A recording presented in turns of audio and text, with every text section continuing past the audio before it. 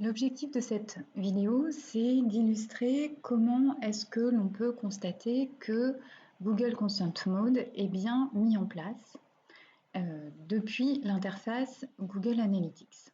Alors, je vais me rendre sur l'interface d'administration et depuis cette interface, je vais aller naviguer dans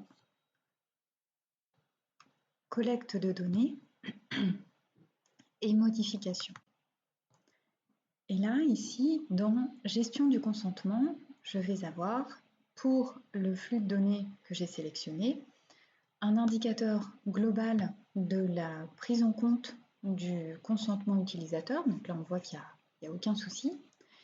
Et ensuite, je vais avoir le détail de ce consentement, d'une part pour Google Analytics et d'autre part pour les produits de la régie publicitaire de Google. Alors, concernant Google Analytics, ici, les informations correspondantes sont stockées. Donc, quand l'utilisateur a donné son consentement pour un suivi avec Google Analytics, eh bien, ce consentement est stocké dans quelque chose, dans un paramètre qui s'appelle Analytics Storage. Et ce paramètre, il va permettre d'enregistrer de façon assez précise si oui ou non on peut suivre exactement les actions de l'utilisateur avec Google Analytics ou si jamais l'utilisateur n'a pas donné son consentement, s'il faut recourir à la modélisation. Voilà pour la partie Analytics. Maintenant, Google permet d'envoyer les informations également à ses régies. Et c'est là où intervient toute la partie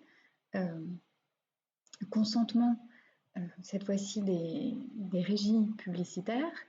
Et on a donc les différents signaux qui sont actifs pour Google Ads et tous les Google Ads et Floodlights et les autres réseaux publicitaires qui fonctionnent avec la régie Google. Et ici, à partir du moment où tout est actif, ça signifie que tout est en place pour tenir compte du consentement afin de mesurer les retombées publicitaires, les conversions et procéder au remarketing, retargeting plutôt, donc au ciblage des différentes audiences. On peut aller un petit peu plus loin et se dire, par défaut, je décide que le consentement n'est pas donné, ou par défaut, je décide que le consentement est donné. Et enfin, on parlait tout à l'heure des différents services, des régies publicitaires de Google. Ici, tout est sélectionné, mais on peut également dire, voilà ici les différentes régies, différents services de Google pour lesquels je voudrais que le consentement soit passé. Donc c'est vraiment ici que vous allez pouvoir vérifier que tout est en place pour la prise en compte du consentement utilisateur depuis votre CMP, donc Consent Management Platform, vers Google Analytics.